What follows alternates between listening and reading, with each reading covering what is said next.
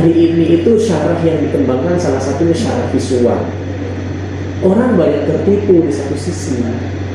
Misalnya saat Nabi mengatakan, jadi perempuan tidak boleh melakukan perjalanan dalam jarak 1 hari, 2 hari, atau 3 hari tanpa ditemani mahram. Misalnya kan begitu.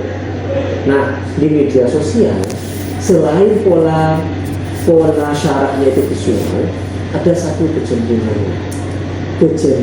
terjemahistik istilahnya. Kecenderungan terjemahistik itu pola keberagamaan itu sebenarnya nggak berpijak pada hadis Nabi, tetapi berpijak pada terjemah terhadap hadis Nabi. Ini yang jadi masalah. Seakan-akan ya gimana menjelaskan ya, tapi itu perlu kita jelaskan, gitu loh maksudnya. Dengan cara ini pembaca bisa tercerahkan, dengan cara ini kita belajar, dengan cara ini kita jadi tahu tentang fenomena beragama kita hari ini. Ya bisa saja kita yang sedang melakukan itu, ya bisa saja orang lain, gitu. Tapi memang nyatanya begitu. Jadi ada banyak hal. Nah, ketika hadis Nabi itu dijelaskan hanya dalam satu lembar gambar tadi,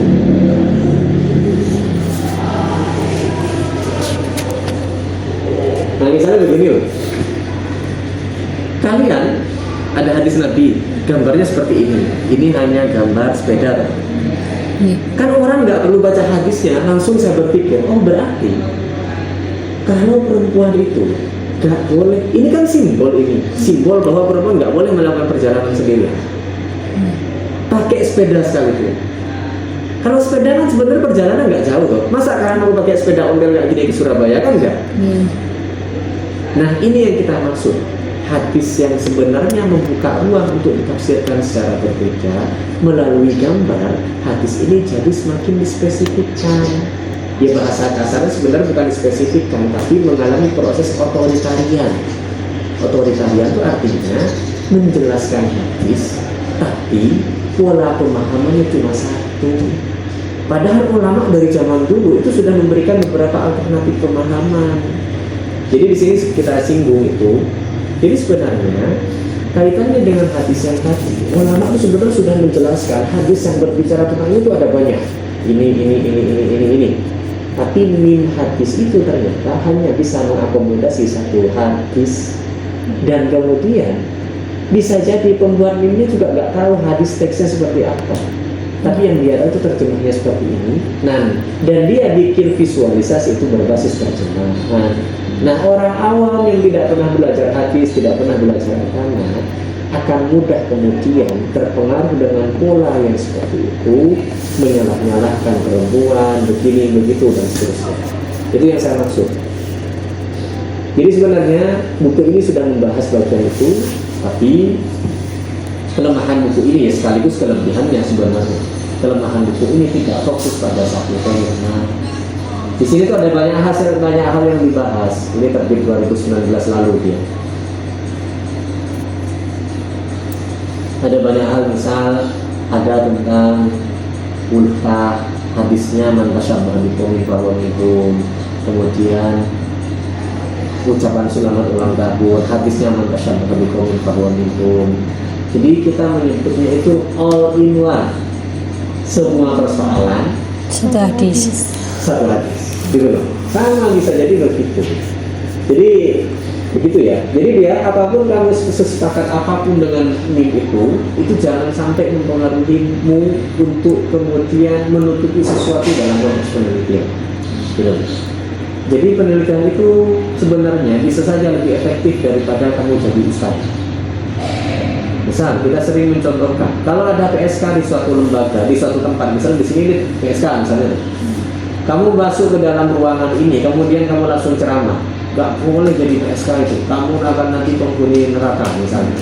Saya yakin gak akan ada yang mendengarkan kamu itu. Tapi kalau kamu meneliti di ruangan di PSK ini, kamu bisa bertanya-tanya ke mereka toh, jadi kenapa memilih profesi ini? Oh saya itu ada tuntutan ekonomi, oh saya ini korban broken home dan seterusnya.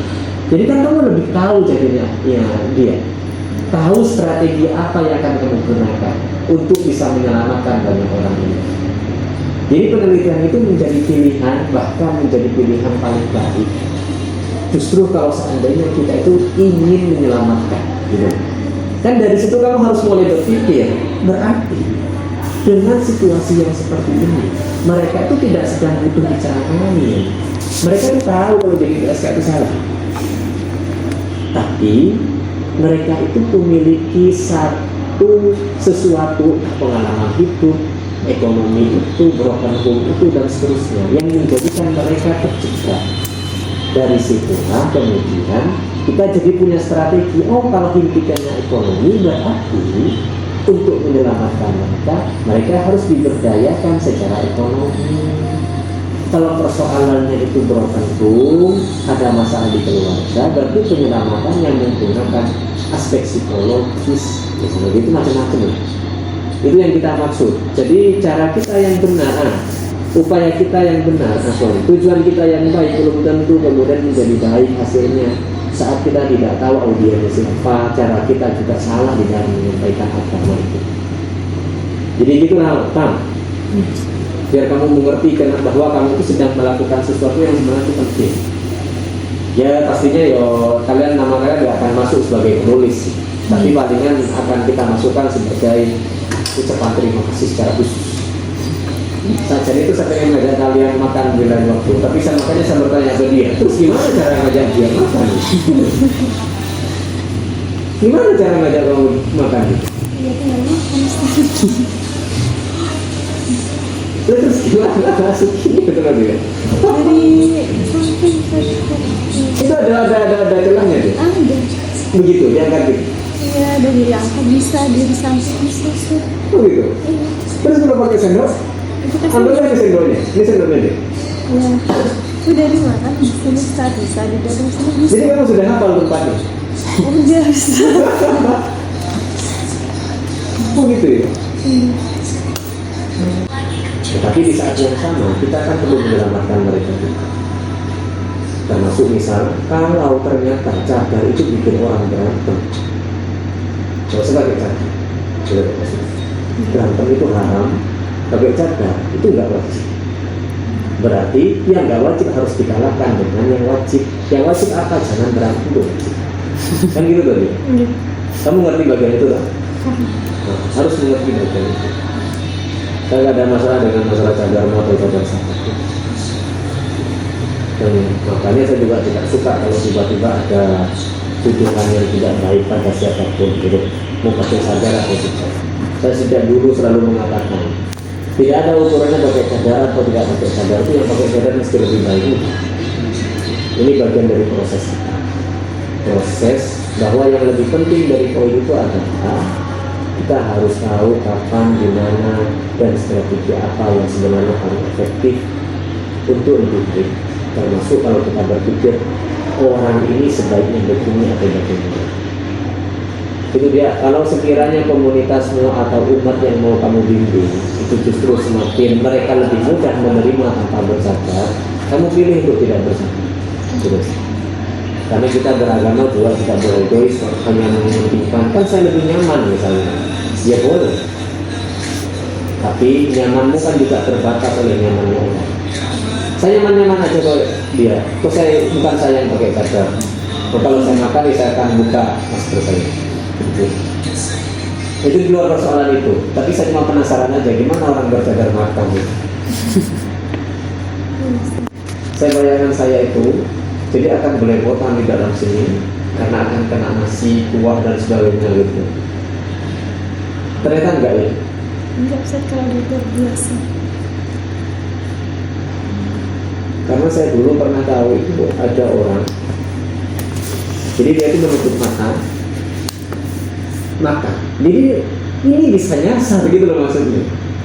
Karena dia tidak tahu. Padahal dia tahu kalau itu mulutnya sendiri. Jadi pakai sendok itu dia bisa salah gitu. Makanya kan kamu nggak mungkin bisa lihat, nggak mungkin lihat gitu. Tapi nggak nyasar. Enggak, masih ke mulut saya.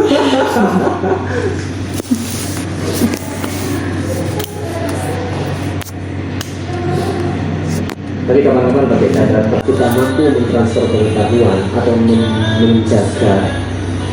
menjaga spirit untuk meneliti itu lebih penting dibandingkan kita punya tulisan sendiri. Ya kita punya tulisan sendiri ya bagus sih, tapi kan kita akan jadi pintar sendiri. Kita nggak bisa mengajak yang lain. Mau sampai kapan pola itu tetap kita pertahankan? Kan kasihan ke kita.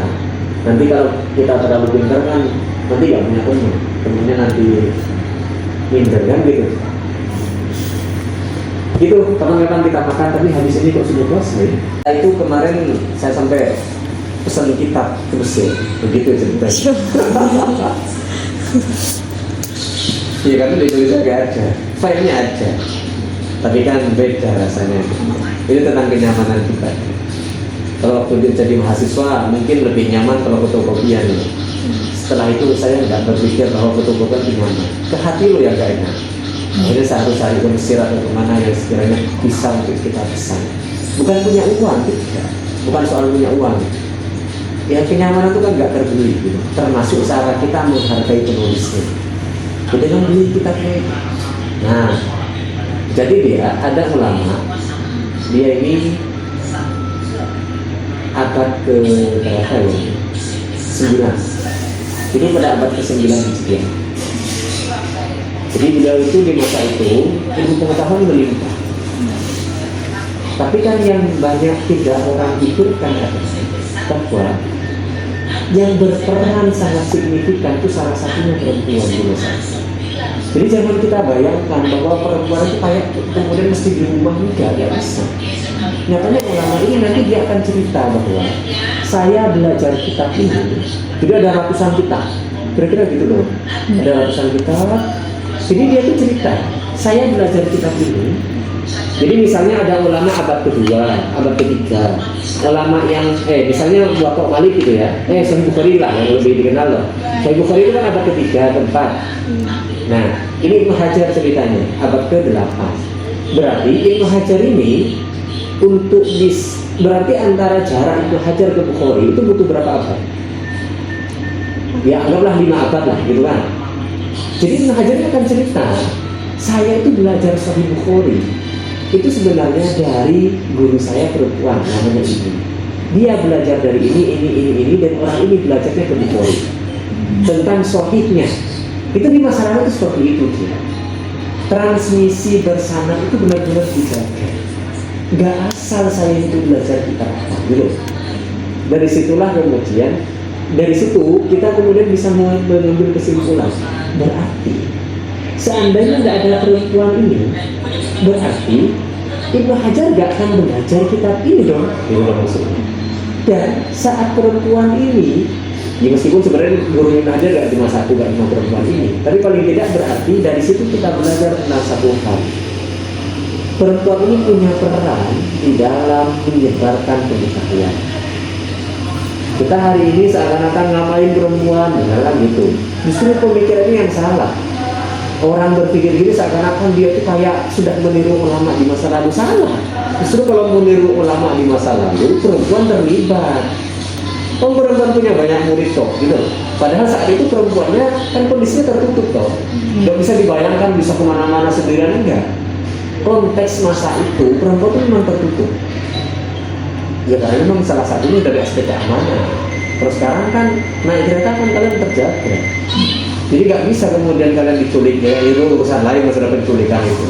Artinya kalau hari ini penculikan marak, apalagi di masa lalu, ruangnya dalam maksudnya kesempatan untuk culik orang itu lebih besar. Kan nggak kemudian kalian bayangkan ada CCTV. Di masa itu kan ya dibunuh gitu maksudnya. Ya begitu polanya.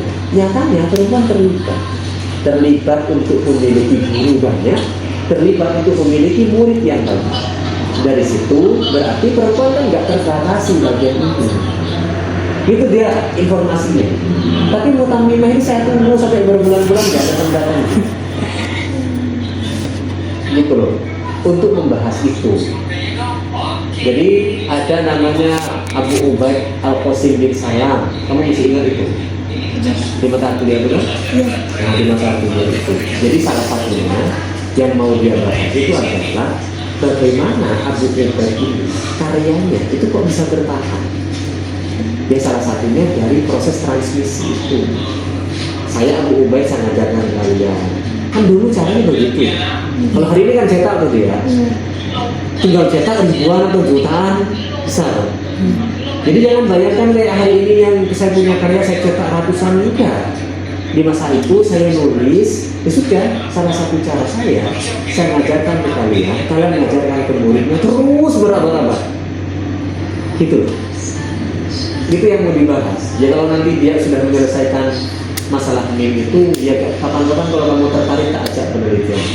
Itu loh maksudnya. Karena ada banyak tema yang sebenarnya belum tersentuh. Saya itu kenapa kok salah satunya itu lebih tertarik membahas masalah masalah perempuan itu. Ya karena memang ada kecenderungan peran perempuan seakan-akan memang harus tertutup dan gak akan lain, dan mereka mengukur kesalihan perempuan itu dengan itu. Nah iya, setuju apa? Ya itu setuju. Setuju bahwa perempuan harus di dalam gitu, gak boleh keluar. Maksudnya masih perempuan masih bisa untuk berkarya. Nyatanya begitu. Jadi ya itu ya, kenapa kok saya melihat perlu ruang untuk mengkaji di masa lalu? Kan biasanya orang sekolah beragam itu seakan-akan pijakannya kan masa lalu. Padahal kita membuktikan ini loh orang perempuan di masa lalu. Mereka loh nyatanya, gitu. Muridnya lebih laki-laki, gitu. Gurunya tuh banyak laki-laki. Ya ada yang perempuan ini berguru ke perempuan juga. Tapi yang perempuan gurunya ini berguru ke laki-laki, gitu loh. Jadi ada yang perempuan dari Asbahan, dia punya banyak sekali murid. Dan murid-murid itu imam-imam besar itu yang saya ceritakan tadi itu Ibnu Hajar ya. Ibnu Hajar yang punya Fathul Bari, yang punya Bulughul Maram gitu. Jadi nanti Ibnu Hajar ini cerita, saya belajar kitab ini dari perempuan siapa gitu. Kemudian Ibnu Hajar ini akan bercerita, saya tuh belajarnya sampai full loh, atau dari orang ini, atau saya cuma belajar sampai 2 juz loh, sisanya saya belajar ke orang lain. Itu dia. Jadi kita sedang mencoba untuk memberikan simpulan itu bahwa penyetaraan itu penting. Penyetaraan dalam konteks bahwa semuanya itu sebenarnya punya peran yang kita tidak bisa tutup mata bahwa seakan-akan hanya laki-laki yang berperan. Tidak bisa. Nyatanya yang mengajar yang laki-laki tetap menaruh hormat pada perempuan, karena guru-gurunya banyak perempuan. Asyuti juga begitu. Cuma sayangnya, sebenarnya saya tertarik untuk membahas Asyuti itu ketika Asyuti membahas tobakot itu sejenis tingkatan para kasir, gak ada perempuan yang dibahas. Padahal Asyuti punya banyak itu perempuan juga. Itu yang bikin kita juga perlu meneliti lebih lanjut. Kenapa? Ya kita tidak sedang mempersoalkan Asyutinya, kita sedang belajar sejarah pada itu. Ada apa sekarang? Kenapa perempuan yang berperan itu kemudian kok tidak dicatat? Padahal Asyuti saat membahas Tabaqatul Mufassirin yang beliau masukkan ke dalam tingkatan para ahli tafsir itu tidak cuma ulama sunni, ada Mu'tazilah, ada yang Syiah itu dan seterusnya. Jadi ya seperti terbalik dengan hari ini. Seakan-akan hari ini kan saya belajar ke Ustaz ini karena sesuai dengan keagamaan saya kan gitu. Asyuti itu mengakui yang berbeda bahkan. Jadi dan beliau tetap memasukkan orang ini sebenarnya Mu'tazilah, tapi beliau itu punya otoritas dalam bidang tafsir. Begitu. Dia masalahnya. Terus yang itu kalian nggak bisa lama-lama, ini sudah jam 1:30, tapi ini kalian harus melakukan apa dan bagaimana.